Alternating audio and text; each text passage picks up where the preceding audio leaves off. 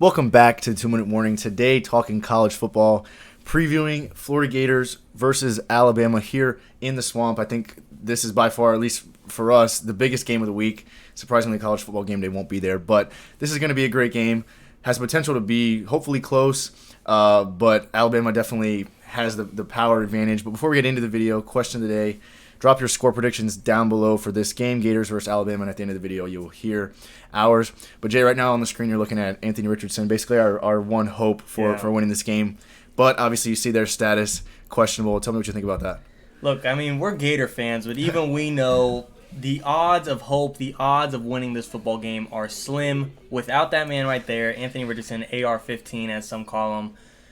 I don't want to say don't watch the game by any means, but I'm just not favoring us. I like Emory Jones. I like his potential. I think he's still a good guy to have in the game plan, and he could even be your starter. You know, what we've been doing so far works. Anthony Richardson coming in as your second guy, whatever that scheme is exactly, I still think they're, going to, throughout the season, find a more concrete plan of having one guy be the starter, and that's pretty much it.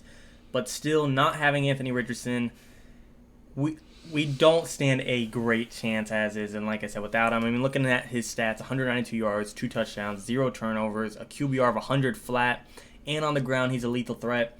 265 rushing yards in 2 games? Yeah, it's insane, and our run game in general has been pretty good between Pierce and Davis, but running the football, I don't know if we could do that on Alabama like we can versus unranked FAU, unranked USF. We're going to need every cylinder firing, and if AR-15 is not there, I do think we have almost no chance. I'm always here for upsets. I'm rooting for the Gators. I do think, coaching-wise, Dan Mullen, not saying he's better than Nick Saban by any means, but I do think he's one of the premier offensive-minded head coaches in college football, so there is always that he might have a couple tricks up his sleeve that Saban might not expect and keep us in contention.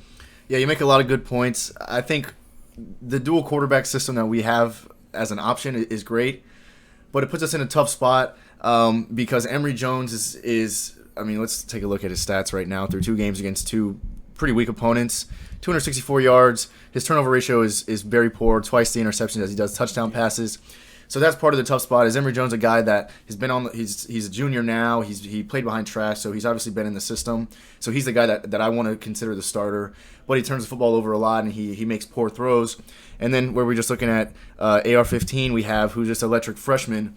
But having a freshman quarterback in against the number 1 school in the country, the best defense in college football, the best coach in college football, is tough because no matter how good he is, he's bound to crack, to make a mistake, and that defense is going to take full advantage of that. Coach Dan Mullen has said several times in interviews and in statements that it's obvious that Anthony Richardson can make big plays, but he still knows that he's too young, that he doesn't have confidence in him to make the right decision every time, which is why you've seen Emory Jones in the game a lot more than you might have wanted to because of the fact that he's been turning over the ball. So Anthony Richardson, very talented guy, but to have a freshman quarterback in against Alabama is not ideal, and to have Emory Jones is not ideal as well because he's been turning over the football. So the 2 quarterbacks are good, but neither of them are going to be perfect, giving us the equation that I think that we're going to win this football game. So that's tough, number 1. And number 2, yes, our rushing game is great between quarterbacks and our running backs, but that's not going to work with our defense because we're likely going to be playing neck and neck or from behind the whole game. Yeah. So we don't have the defense. I don't think our defensive front is very good, pressuring the quarterback. But when you have Bryce Young for Alabama, he's going to be able to get out of the pocket and make plays, and our secondary is probably not going to be able to stop him. And then playing from behind 1 or 2 scores most of the game, the running game is not going to work. So it really does not stack up in the favor of the Gators. One thing that we have on our side really is in the Swamp. The 90,000 games sold out. So that'll be on the Gators side, but not much else will, in my opinion.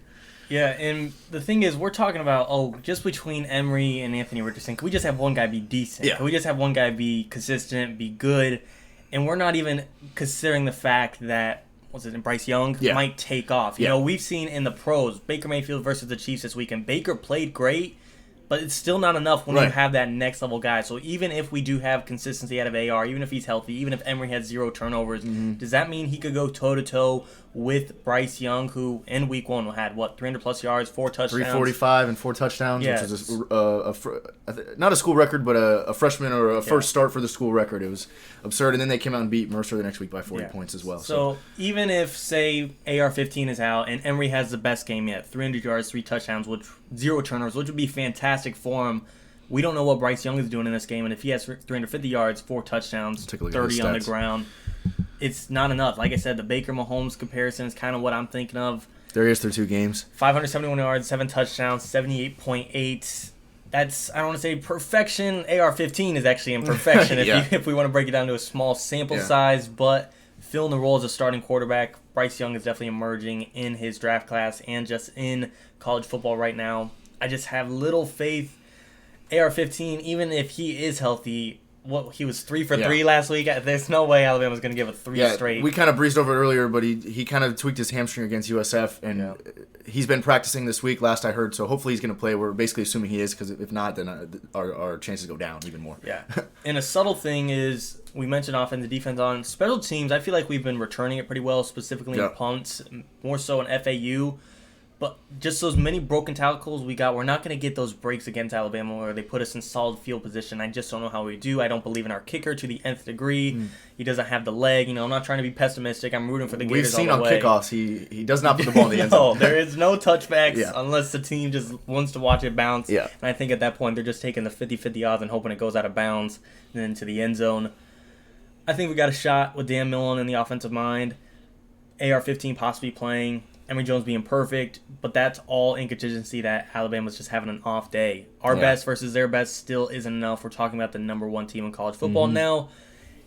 4 teams in the playoffs, if we can, just even be in contention, lose by 1 score, and that's our only loss of the season, hope is not lost. So if we just, for this game, want to be in contention and know, no matter how we do in this game, can we go into Georgia and LSU, those other big-name schools and snow? We got a chance here. We hung with Alabama. We didn't necessarily win, but we still held in contention.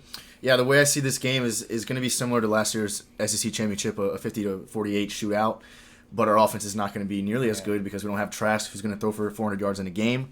Another situation with the quarterbacks, it's not like last year where Jones complimented Trask because they had totally different play styles. It's 2 quarterbacks that are basically the same guy, just competing for who can be better. And it's not like in a 3rd and short we put in one because he can run, or vice versa, because they're both very similar players. So that's not going to – there's really not a lot in the Gators' favor. But yes, neither team has played a great opponent. Week 1, Bama played Miami, which was a solid program, but neither team has played a top 10 school. So there could be a surprise here. And in all honesty, I could see the Gators come out and put up a good game and lose and be happy with that because this Bama team is very good. But all in all, we're going to need something big from Anthony Richardson. And no doubt, I think he's good for a big play. But if he runs for a 50-yard touchdown but also fumbles and throws a pick because he's young and he just doesn't know how to play against a team like this, that's not going to be good enough for the win. So all in all, go Gators all the way, 100%. But if we just... Alabama has the edge in basically every aspect except for home field advantage for the Gators. So, Jay, back to the question today. What's your score prediction? I do think they're going to put up some numbers on us. I think the spread is, 15.5, something around there. I do think Alabama has a good chance of covering it, but I will give the Gators the benefit at least of that. I'm going to say 42-32, Alabama Crimson Tide. Okay. I'm going to go 41-28 in favor of Bama.